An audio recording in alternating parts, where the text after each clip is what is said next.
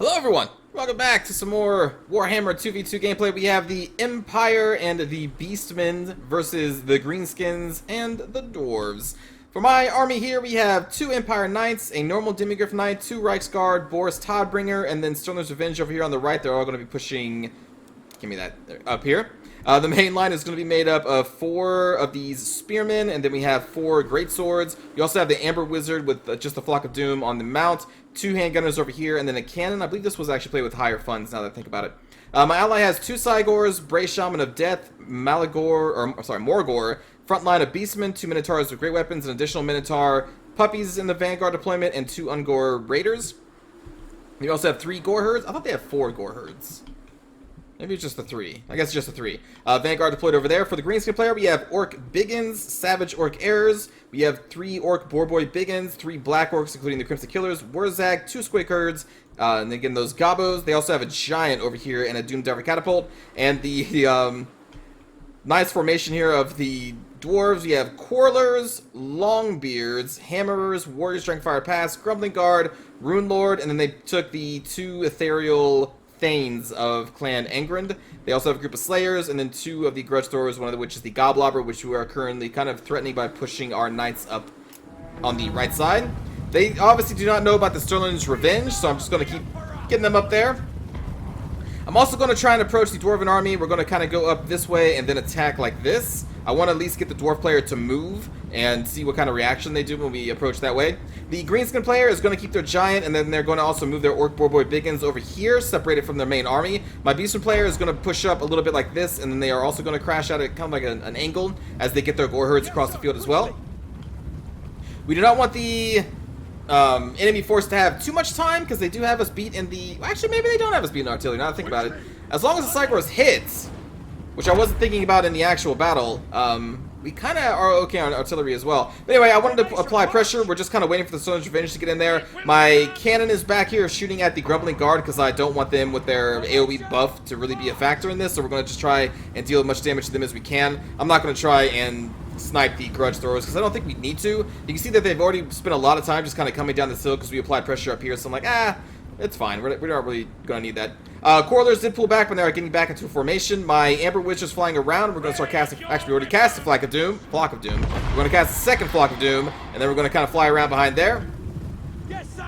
Quickly. Still not really just charging in quite yet, because the Beastman player is not in position, and we are also still waiting for the Sterling's Revenge to get up there. I want to try and weaken the Orc Boarboy Biggins with our gunners over here. I'm also pulling our secondary group of gunners, the 2 gunners over here up on this hilltop, because we have a nice angle of fire down the hill. Going to protect them with 2 spears in front of them, as the Greatswords are going to be engaging in the front. And I think I pull these other spearmen around the sides as well. We are going to start getting hit by these Quarrelers, which will do some decent damage to our Greatswords, which kind of sucks. But at this point, I am just going to charge. We got 1 salvo off with the Sterling's Revenge, and the Orc Boarboy Biggins were not being micros. So I'm like, you know what? We need to go. We need to just get rid of their charge bonus, in which we did. So we charge with the Empire Knights, we're charging Boris in there, and then we're going to try and get a rear charge with the Reiksguard that we're going to be pulling around here. The Giant is then going to engage along with the Slayer, so I'm going to pull our Handgunner squad over here, and the Handgunners and Sterling's Revenge are just going to focus on this Giant.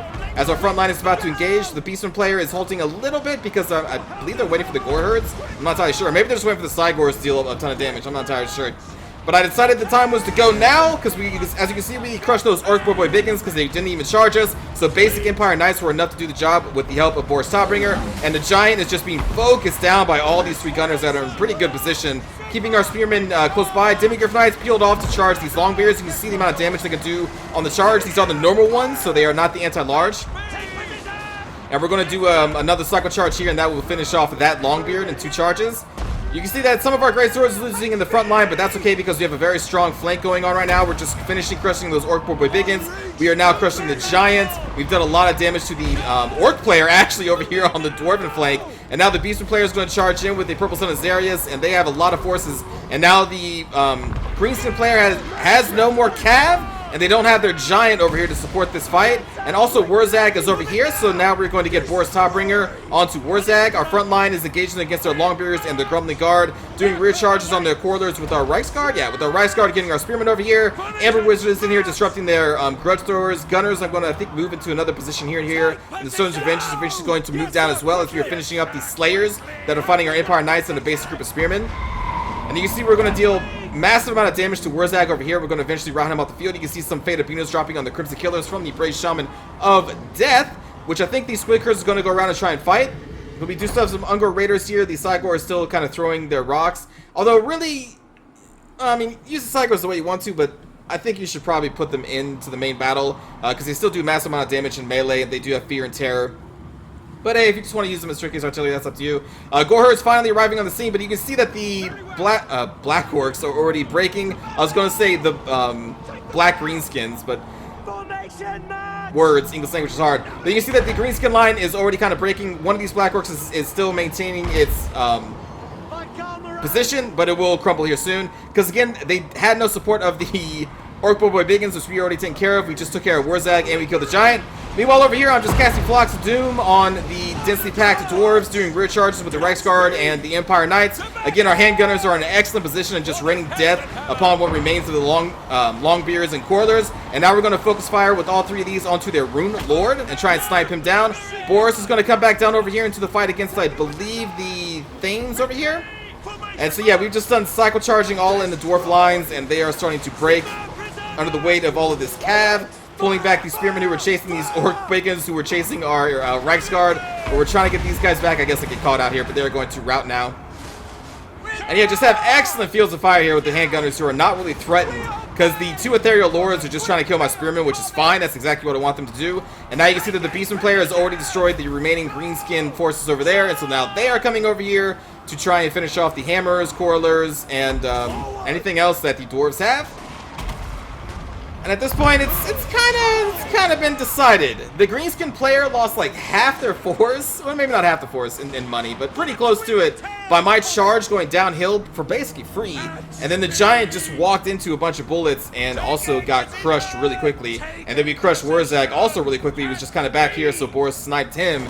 And so, yeah, the greenskins didn't really have much support in the fight against the entire Beastman army. So they kind of crumbled pretty quickly. And now you can see that they're coming over here, crumbling the dwarves. And the only thing remaining, for 4 minutes and 40 seconds, the players will not leave. And they are going to sit here and force us to slowly kill these guys over 4 minutes. Because, I don't know. At this point, just leave the game. You're not going to, like, most of the time, I'm all about staying in the game until the bitter end. Do what you can. Maybe you can win. But in this, like, come on. Come on. You're just wasting everyone's time at this point. So I'm going to cut out the end of this because there's no reason to watch us slowly kill ethereal lords. And, so good game. Let's get to the kill screen. So we can see the kills here. Both Boris and the Amber Wizard did a lot of work. The Spearmen held people at bay like the Slayers, which freed my Cav to do a decent amount of damage, although these Reichsguard didn't really do too much. But the rest of my Cav did really well, especially these Empire Knights. They crushed those Orc Boar Biggins because we didn't get charged. So it was a tough fight for them. They did really well. My handgunners were in great position throughout the entire fight. They weren't really threatened. The Great Cannon, listen, if you're worried about protecting your cannons, just charge the enemy. And leave your cannons back there, and they're not going to be touched. Because I had so much Cav superiority, and our lines were stretched so far when you mixed me with the Beastmen, that I was like, they're not going to attack my cannon. So we just left the cannon back there, and they scored 89 kills, and it wasn't even threatened. So, I mean, sometimes you can still charge while you have artillery. Like, it's possible. It's a thing. For my ally here, they just rolled over the greenskin forces that were over there, because the greenskins sent an orc biggin after me. They sent all their cav, they sent their giant, and a doomdiver was on towards my side. So the only thing to fight the entire army of the beastmen were I think they had 3 biggins, a gobbo, and then the 3 black orcs and the savage orcs, who I also helped charge with our Reichsguard, and we just crushed them utterly. So their forces were split too much and got kind of picked off here and there, and it was unfortunate for them. And then for ethereal, their Thanes did pretty good. Their Longbeards did okay, but not really. The Slayers got some good kills against my Empire Knights and Spearmen. But yeah, for the most part, Great Swords kind of destroyed them. The handgunners were raining death. My cannon was raining death, and yeah, they didn't really get it to do too much. So, yeah. But anyway, I hope you enjoyed the battle. Good game to Rebel Tryhard, the last surviving Willbot, and Ethereal. And let's go watch the cinematic view.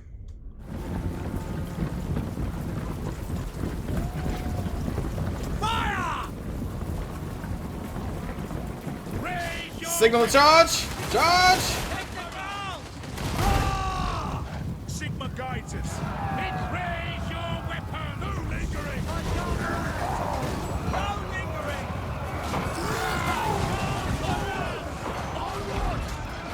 When an Empire Knight can beat an Orc Boy Bacon, that's a really good trade. Because they cost the same.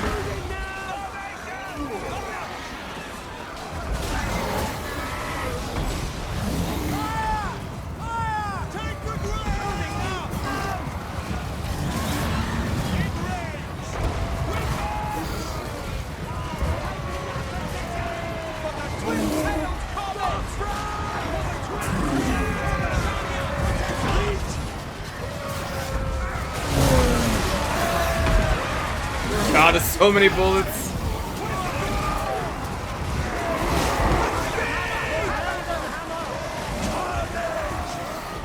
We serve the Empire.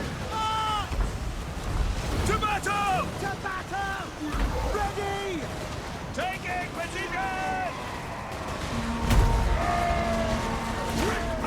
Hilden hammer! Get in there, Demis.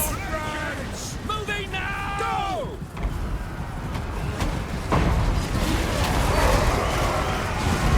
Quick march! Heading to battle! Ready? Formation march! Moving now! Dead! Prepare for combat! Quickly! War! Charge! Moving now! Yes, sir! Quickly! Yes! Quickly! Take the ground! Take position! We serve the Emperor! Go! Take position! These Minotaurs are just wrecking the hammerers over here.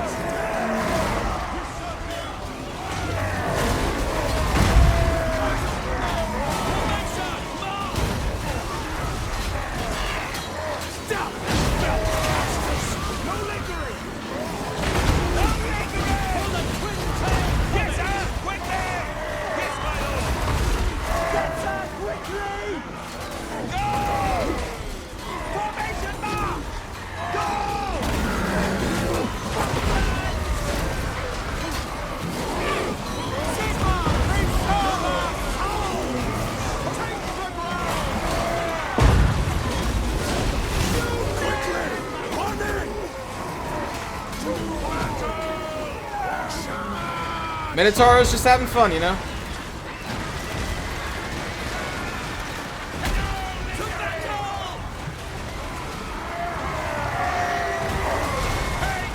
To battle!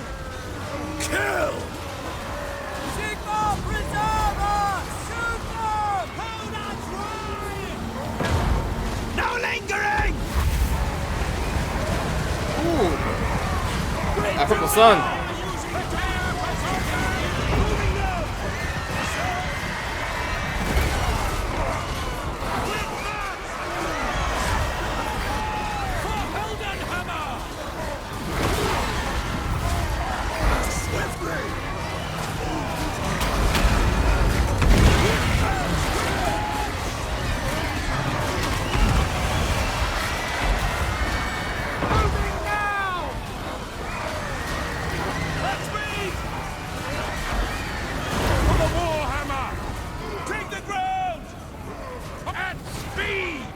I don't think they have much left. I think, yeah, at this point everything's shattering. Kill that Rune Lord! Quick march! Yes, my lord. Moving now! Take the ground! Yes, Did we not kill the Rune Lord? sorcery! Yes, sir! No, maybe I don't. I thought we did. Quick march! Take position! And yeah, so next 5 minutes is just a fight against these two. Yeah, it's so boring.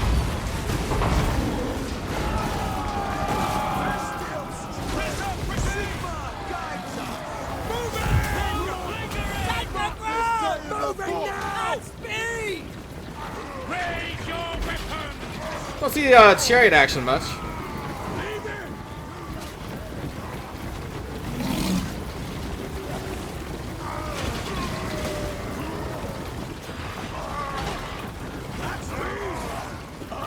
It's just like casually nudging them.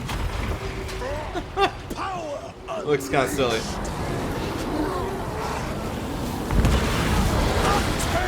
Power.